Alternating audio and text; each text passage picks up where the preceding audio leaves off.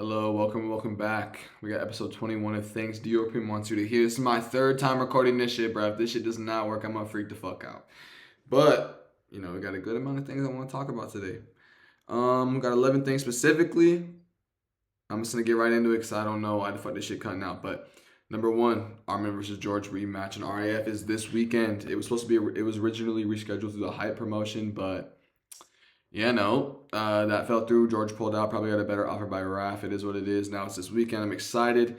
I don't really like the way that George is kind of like, handling this L. He's kind of, squeezing the towel or whatever, but it is what it is. I think it should still be, very entertaining. I bet another brawl will break out. I bet Giorgio wants to get his name out there and by any means make a name for himself. And this is one good, decent way of doing that, I guess. I don't think he's gonna not like a good way of how I want to make a name for myself, but by any means, I guess. Next one, Adriano Morales enters free agency. This one's gonna be pretty good. I don't see it going if he does come to the UFC, I guess, which who knows if they'll even give him a shot. I think they should definitely give him a shot considering he is, one of the top fights in one or fighters in one or was for a long time. And RDR is now at the top of middleweight and he was like a double champ, so Adriano was a champ. Obviously he beat Mighty Mouse. Mighty Mouse guys, two the licks back. They were very beautiful. We all know the knees, blah blah blah. But I don't see this going any different than like a Bellator fighter coming over. Maybe he could get in like the top 15, but I don't see him like breaking like top 5 for real. Like I bet he gets gets a chance to get to the top 5, but then just sits from 10 to 15 forever. But he is a little bit on the older side too, so who knows if he would even fight that long. Maybe we saw happen to Patchy Mix. I'm saying not too good. We see what happening. We're about to see what happens between Pitbull and Pico. I bet the loser gets cut. Maybe not Pico, but if Pitbull loses, probably. But it is what it is. Next one, some like news outlet leaked that's gonna be Islam versus Michael Morales on July 11th for Las Vegas, which I assume is International Fight Week. I don't know though, but that should be very good if that is true. Who knows? Nothing's been confirmed or signed or obviously yet, but Ian Gary and Islam are all talking about like how the next fight doesn't even involve Ian Gary. So I hope that's actually true and that's a true narrative and they're not just trying to throw it off, to be weird or whatever. But this fight entertains me way more than Ian Gary. And Islam is like Ian Gary is big, but Michael Morales is a little bigger for a welterweight. Obviously, he's huge, but against Islam, who was a 155er coming up, I think that size difference could matter. Like that's gonna make it harder for Islam to hold Michael Morales down, but I still think he will. I definitely see this like not playing out any other way than like Islam smudging Michael Morales and maybe finding a sub in like the first couple rounds or first 3 rounds. But like that's my early prediction, I guess, for that. But we'll see if that's true. Number 4. And, I got my first stripe on my white belt. Thank you, guys. Thank you. All seriousness, no, I'm just putting that out there, you know what I'm saying? I'm just keeping y'all updated on my journey throughout all this, you know what I'm saying? I train basically, essentially, almost full time. Almost. Not really, though, but a lot. Every Monday through Thursday, I'm on that. But yeah, obviously, it's just my first stripe on my white belt. It's not that crazy, but obviously, we're looking to get our green belt, which is, instead of at ATT, they give you a green belt instead of a 4th stripe on your white belt, if that makes sense. So I'm working for my green belt. Hopefully to get it in by the end of the year. Still very early this year. Just showing up every day. That's the only way to get it. And that's all Daniel says. And I trust him and I believe him when he says that. So shout out Daniel. Thank you, coach. I appreciate it. Thank you. What else? Marco Tulio versus Roman Kopylov for UFC 328. That fight's going to be really good. I got Tulio by decision, but I really think Kopylov is just so like concrete. Yes, he kind of gets tagged up moving backwards. He doesn't really have the best head movement, which could be his downfall here. Let's be real. But I wouldn't be surprised if he like somehow like just like not out experiences Tulio, but just shows him that there is a higher level than what Marco Tulio is at. I think Marco Tulio is really good, and I think this should be a pretty tit for tat good fight where Marco Tulio does get the better of the exchanges, but you never know. Roman Kopylov could just be the better man that night and have his switch on. So yeah, that fight's gonna be really good. Very excited for that one.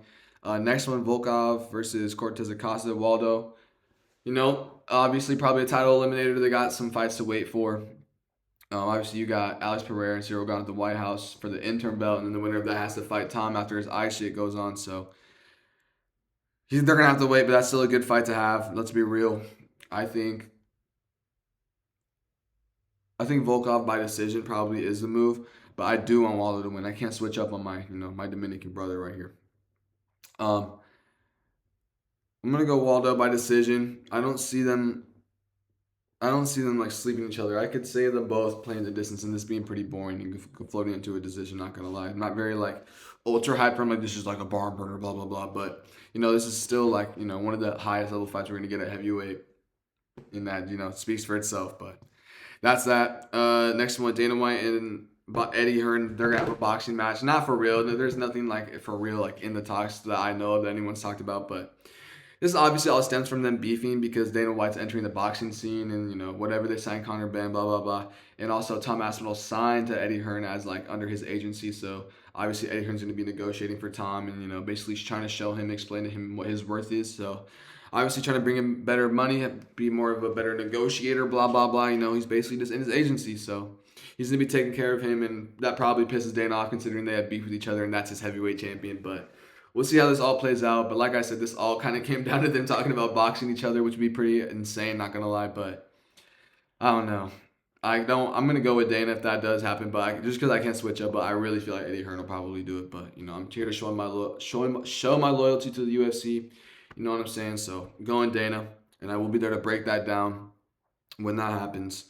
Next fight, we got the UFC White House. Now let's go over here to the fights. Bow. Sorry.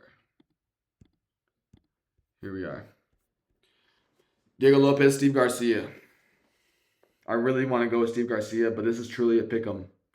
I don't know. They're both gonna TKO each other at the same time. That's my early prediction. Bo Nickel versus Kyle Daukaus. I'm going with Kyle Daukaus. They're both looking pretty dangerous right now, but Bo Nickel really just came off a head kick over, whatever. But, sorry. Do this. Click the camera. Make sure that's still rolling. Sorry. But yeah, I'm going to go Kyle Daukaus probably by decision. And just out, not even just out tit for tatting them, but probably landing the better shots and doing some damage. Kyle Daukaus in his last fight, if I'm not mistaken, got a crazy finish. Let me look here. Yeah. Oh, yeah. He got a round 1 sub over GM3 in 50 seconds. That was really good. And then he got a round 1 TKO KO against Michael Pereira before that. And then he lost by round 2 TKO before that. But yeah, he's coming off 2 finishes. I'm going Kyle Daukaus. This is actually another good challenge for Bo Nickel. But I'm standing on business going Kyle Daukaus by decision. I don't see him finishing Bo Nickel. I think it is just what it is. Next one, Michael Chandler versus Conor McGregor at home. Mauricio Ruffy. It's going to be a really good one. I'm going to go Ruffy by decision, and then Chandler retires at the White House. The ideal movie scenario here is that Michael Chandler, wins and just rides off into the sunset. But I do not think that's going to happen. I think they're just, this is it. This is the fight to make for White House is what it is. But I'm going to go Ruffy by decision. I don't see him TKOing Michael Chandler or KOing him at all. Michael Chandler just survives. But the next one, we got Sean O'Malley versus Amin Zahabi. Should have been Corey. We all know this. That's what everyone's saying. I'm not about to ramble too much on that. But, yeah. I'm going to go O'Malley. But if somehow Zahabi cockroaches his way as he does in every one of his wins, that's crazy, bro. That would be fucking I'd be pissed. I'm not even going to lie. But knowing damn well they already got the scorecards written for this one. 30-27 O'Malley. Or maybe 29-28 O'Malley. Maybe just to make her look realistic, like they don't got him, like I said, pre-written. But Pereira versus Gane. Obviously, Pereira's going to chew up that leg. The Helmut's going to come in. He's going to work at the body. Shogun's going to drop his hands. Boom. Switch kick, just like he did here. Drops Shogun. He's done for. If Pereira comes up with the TKO. I'm letting you know that's exactly how it goes. I read the script. They sent it to me. I just leaked that, so that's that. Obviously, Pereira by. I'm going to go round 1 or round 2 KO. Switch kick. Dead. And then main event, Ilya versus Justin. This one's going to be really good. Obviously, Ilya, drops the bomb on Justin. And he also retires. I could see that. Why would you retire anywhere else than a one-of-a-kind event like the White House? But yeah, that's that for that. Those are my early predictions. We'll get into them or whatever. But then next we have the Oliveira Holloway Fight Night recap. I'm literally going to spam through these because this card was kind of mid. Let's be real. All right. Luke Fernandez versus Rodolfo Bellato. Rodolfo Bellato somehow gets the KO, gets a performance of the night. It's pretty impressive. Kind of fluky, not gonna lie, but he did it. Outvetted him, basically showed the experience. Luke Fernandez lost his O. Is what it is. Rafael Tobias versus Nergozai. Nergozai obviously wins by decision. Literally just outstruck him. Rafael Tobias had a decent moment round 2, but that's it. Sumerdaji versus Jesus Aguilar. Obviously, Sumerdaji outstruck him into a decision. It wasn't really that crazy, but it was all right. Cody Durden versus Nayam Jargal, Mongolian dude. Fuck this Mongolian dude. Shout out Douglas Lima for, the corner work he was giving Cody. It was actually really good corner work, whether if Cody applied it or not. I was sitting there like, damn, that was actually some, I wish I had that kind of corner work. I'm not complaining about Tubbs, though. I prefer Tubbs. I would rather, obviously. I don't even got to clarify that, but, it is what it is. Naiman Jurgal or whatever was like trying to hit Cody Durden after the bell, like at the end of round 1 and 3. I don't know about 2, but that was kind of terrible. Fucking Ilya Taporia versus Ricky Tercios. Ilya brings it home by submission in round 2. By Anaconda choke, I'm pretty sure. It was pretty solid. He looks pretty dangerous. Very excited to see his future in the UFC. And then the next fight, we got Dante Johnson versus Cody Brundage. Didn't even really get to watch this fight, but it went to a split decision, and Dante Johnson was the minus 800 favorite, so that's fucking insane. Cody Garbrandt versus Zhao Long. We all know Cody Garbrandt was throwing up in the bucket, bro. First time ever seeing that, as the commentary said. And the commentary also talked about how Zhao Long was like the first person they ever saw like get 2 points taken in 1 round, because he kept on fucking kicking Cody in the nuts. And this is like a pretty shitty fight. Like, we all saw the moment in the 3rd round where they were like, no, we're going to settle this right now. And like Cody Garbrandt looks over at him like it's a movie and says, like, basically, I'm going to kill you. And then it's just like so bad. And then Cody just runs for the rest of the 3rd round after they basically have like a car crash. Like, they both just ran in the middle of the fucking octagon. Or more so Cody ran, but it was pretty bullshit. Zhao Long, I'm glad he lost. He pisses me off just looking at him, especially after a performance like that. Next one, Gregory Rodriguez versus Bruno Ferreira. This was a good one. Gregory Rodriguez brought it home in the first round. Literally, his first or second strike he threw literally was a jab, if I'm not mistaken, or it was a cross if he was an orthodox. It was with his right hand. It was crazy. And you can definitely tell the universe was on Gregory Rodriguez's side tonight. So we will see this trilogy in the future.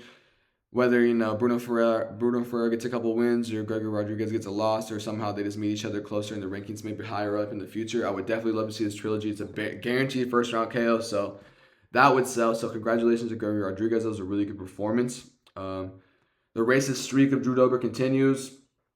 KOs Michael Johnson in round 2. Essentially flatlines him. Michael Johnson's back of the head slams on the canvas. It was pretty bad. Obviously, Drew Dober is not racist. Don't got to clarify that, but, just doing that.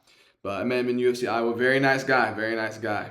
Obviously, he has no ill intention for anything. It's all business, you know what I'm saying? Next one, Rob Font versus Rosas Jr. Fuck this fight, bro. I'm not even going to go over that fight. That fight was actually horrible. Next one, RDR versus Cal Barajo. Similar, horrible fight. Calls out DDP. Let's not do that. I don't even want to cover these fights, bro. These fights genuinely suck. Like, my friend Alex was over here watching the fights with me, bro. And he took a nap for 15 minutes or like 20 minutes, bro, for this whole fight. And I don't even blame him, bro. I guess what was cool about it that I thought that Cal Barajo came into the whole fight with his hands down, kind of like how Ruffy does. And I think that was like high IQ, besides like his hands being down. That's not high IQ, but I think what was high IQ about it was it kind of made like De Ritter feel like Cal didn't respect him or his striking. So that you could tell that kind of like made RDR feel some sort of way. And you could already tell by his body language and the way he was acting. He already felt some way going into this fight. But next one, Oliveira versus Holloway. Obviously, Oliveira smudge. Gets over 20 minutes of control time. Works off of Max's back, elbowing, you know what I'm saying? Every time they strike, Max is actually landing, like outboxing him, but then Charles knows that, so he has to grab and somehow takes him down. The last 4 seconds of the point down was chill, I guess, but it wasn't like the craziest. Charles really did, I'm not even gonna lie, did get the better of the exchange. Max might have landed a couple better shots, but Charles landed 1 or 2 actual decent shots that you could tell. The BMF belt now just has less aura on it after this. It just is what it is. I hope that in the next fight, Oliveira points down and keeps that tradition going, but I bet you he doesn't, bro. I literally was telling Alex, I don't even think they're going to do it. I bet if Charles can smudge, he'll smudge. Fuck that. This card was pretty shit, I'm not going to lie, but it is what it is. We're just going to move to the next one. Went to the NFC fights last night. My gym went 3-0. Let's fucking go, guys. Cass basically out tit for tatted her girl. 30-27, 30-27, 29-28. Thank God for them. I didn't get to watch the first round. I'm sorry, Cass. I was literally fucking circling for 30 minutes trying to find a fucking parking spot at the belt line, bro. That shit was fucking horrible. Holy shit. Next one, Dorian destroyed his dude. Dude's nose was bleeding out black blood, so that was some real shit. Dorian just out-techniqued him. He literally entered God mode, basically. That was good. So good shit to Dorian. And then Bolo literally flatlined, dude. I'll put the clip up right now. Well, he got pushed up to the cage, and then he just shut down. This is it. Boom. Yeah, he was knocked out in 2 hits. That one did it.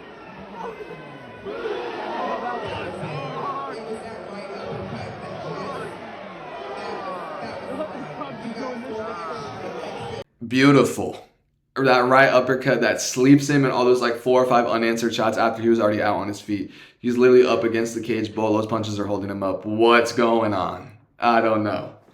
But that shit was fucking crazy, bro. I'm so inspired by my gym. I'm so thankful for my teammates, you know, the world-class coach that I got. And that makes all this available for all of us in the gym. It's literally proof that if you just show up, show out, and do what you got to do, put your work in for real, get your bag work, you know what I'm saying, stay dedicated, your time will come. Not every time's going to be your time, but your time will come. And that does nothing but inspire me. So thank God we went 3-0 in the gym last night. Last one, DBX announced that they're, you know, now good to go in Pennsylvania. So obviously DBX Pittsburgh probably is the move.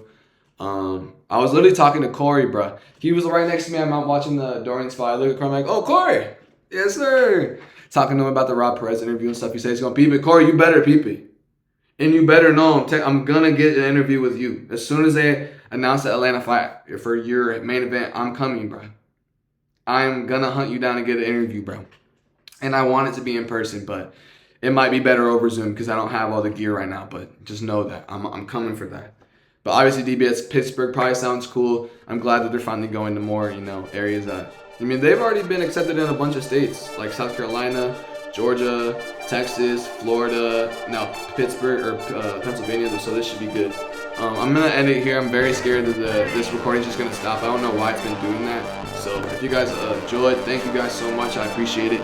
I'll see you guys next time. I'm going to try to get another interview soon. I thought that was really cool. Thank you guys. I appreciate you guys. You guys have a good day. Thank you.